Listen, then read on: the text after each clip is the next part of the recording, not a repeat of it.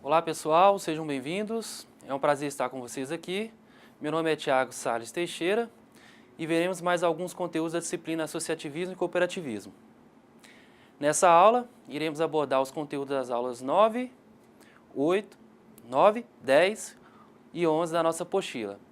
Portanto, será fundamental a leitura detalhada do caderno didático, a realização das atividades práticas, as atividades da sala de virtual também. E não se esqueçam, as dúvidas podem ser postadas no nosso fórum de discussão. Ok? Então vamos começar?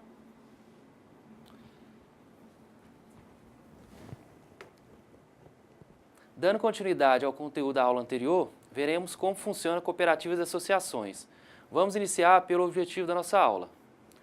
O objetivo é apresentar os principais documentos que contêm as leis que regem o dia a dia de uma associação ou cooperativa, dando destaque ao Estatuto Social, ao regimento interno e às atas das assembleias. Vimos na aula anterior, na aula de número 8, a estrutura administrativa de uma cooperativa e de suas associações.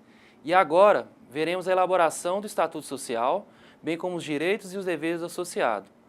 O Estatuto Social é aquele considerado como o primeiro e grande documento de uma cooperativa e uma associação.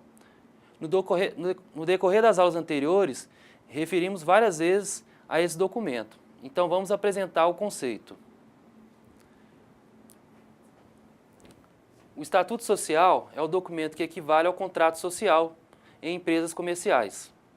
Ele é necessário para a constituição de uma cooperativa ou associação e tem como conteúdo todas as normas que estruturam e regem o funcionamento dessas organizações. O Estatuto Social também descreve os direitos e os deveres dos associados.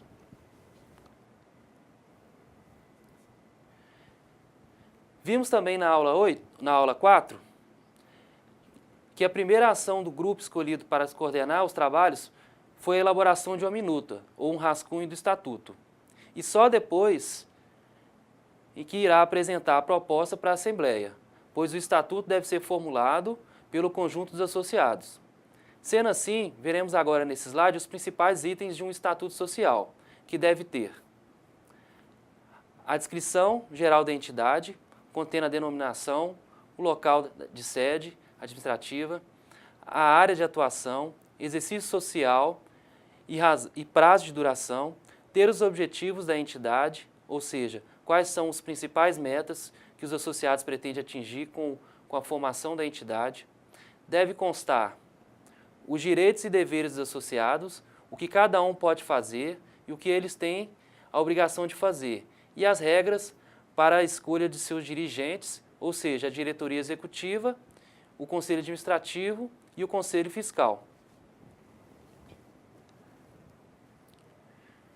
No entanto, também deve constar o tempo estipulado para o mandato de cada dirigente, que pode ser até 4 anos para a diretoria e o conselho administrativo, e pode ser até 1 ano para o conselho fiscal. Ter as funções dos diferentes órgãos administrativos, ou seja, quais são as atribuições de cada um dos órgãos, aqueles estudados na aula 8. Deve constar também as punições, a desvios de conduta e as formas de julgamento, ou seja, o que deve ser feito quando um dos membros desrespeita o que está determinado pelo Estatuto. E, por fim, deve conter os demais orientações para que os membros julgarem importantes para o funcionamento da entidade, pois apesar de existirem itens mínimos que compõem o Estatuto, não existe uma fórmula única. Tudo o que for relevante para aquele grupo deve ser colocado no Estatuto. Por exemplo, se o grupo achar importante destacar a qualidade do produto que irá vender, esse item pode ser incluso no seu Estatuto. Bom, percebemos que o Estatuto Social se compara com a certidão de nascimento de uma pessoa física. É ele que registra e documenta todo o início de uma cooperativa e uma associação. Veremos agora os direitos e deveres dos membros associados.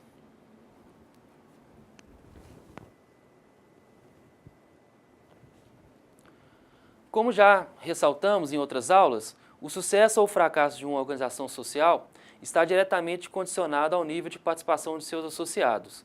Os associados devem conhecer e cobrar os seus direitos e deveres. É de extrema importância que o envolvimento dos associados vá além da utilização dos serviços oferecidos pela entidade e pela sua frequência de reuniões e assembleias. Ele deve participar de encontros, seminários e outros eventos que permitam o melhor conhecimento de sua cooperativa ou associação. Os direitos e deveres dos associados devem ser listados no Estatuto Social da entidade. Os associados têm por obrigação praticar e sugerir mudanças quando necessário. Esse conjunto de direitos e deveres não variam muito de entidade para entidade, pois segue os princípios do cooperativismo, já apresentados em aulas anteriores. A tabela desse slide resume alguns desses direitos e deveres. Dentre os direitos, podemos destacar o direito pelo retorno proporcional das sobras do capital.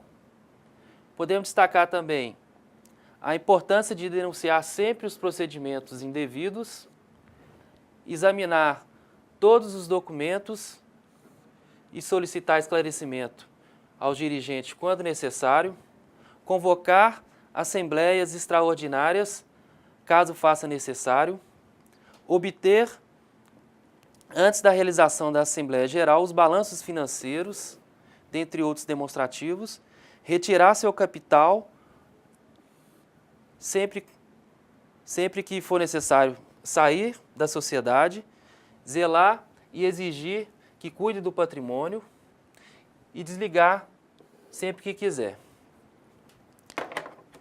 Dentre os deveres, podemos destacar o dever de respeitar as decisões votadas pela Assembleia, frequentar e votar nas Assembleias Gerais, pagar a cota de capital necessária ao ingresso na cooperativa, votar e ser votado a qualquer um dos cargos administrativos, fiscais ou outras funções, zelar pelo interesse comum,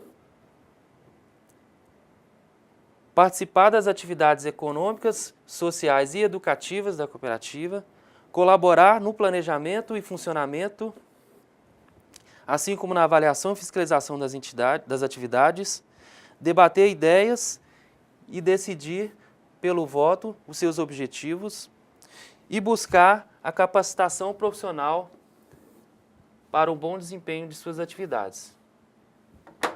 Bom, existem aspectos determinantes no funcionamento de uma cooperativa e de uma associação que requerem maior detalhamento e, em geral, são muito específicos para cada tipo de entidade, ou seja, depende de seu ramo de atuação, de seu produto ou serviço prestado. Para solucionar tais problemas específicos, a entidade pode elaborar um regimento interno.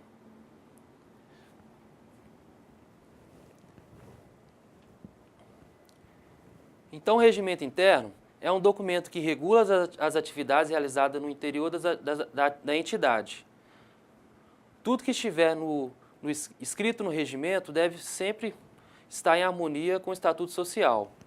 Ele não é um documento obrigatório, mas é uma forma de facilitar a gestão e melhorar o funcionamento da cooperativa ou associação. Normas e os procedimentos administrativos que estão mais sujeitos a alterações podem constar nos regimentos. Sendo assim, outra vantagem do regimento interno é evitar que o Estatuto seja frequentemente modificado, em função de mudanças ocorridas na administração das entidades. Existe ainda a possibilidade de se estabelecer um regimento específico para cada assunto de interesse da cooperativa. Vale destacar que no anexo 4 deste caderno, temos um modelo de regimento interno.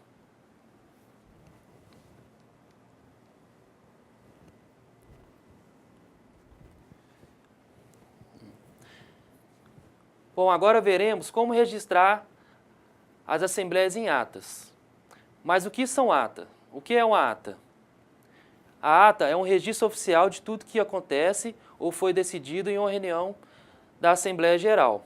A ata é um documento de extrema importância para as entidades, pois é por meio dela que verificamos qual foi a opinião das pessoas sobre determinado assunto e o que foi exatamente dito e decidido na Assembleia. A pessoa responsável pela elaboração da ata é o secretário-geral, membro da diretoria executiva. Ele deve proceder realizando os seguintes passos para a elaboração da ata. Durante a reunião, anotar os pontos relevantes para a elaboração da ata. Após a reunião, elaborar a ata de reunião dentro das normas estabelecidas no Estatuto. Informar aos associados sobre o conteúdo da ata para verificar se existem possíveis alterações. No caso de alterações, deve proceder às correções. E não havendo mais alterações ou sugestões, lavrar e registrar a ata em livro próprio. Bom, concluindo essa videoaula, podemos perceber a importância de termos um sistema organizado e em que tudo está devidamente documentado, para garantir os princípios e os valores cooperativistas. E na próxima aula veremos os aspectos financeiros de associações e cooperativas, bem como os principais tributos a serem pagos e o que deve ser feito para um efetivo controle financeiro. Então, até lá, um abraço.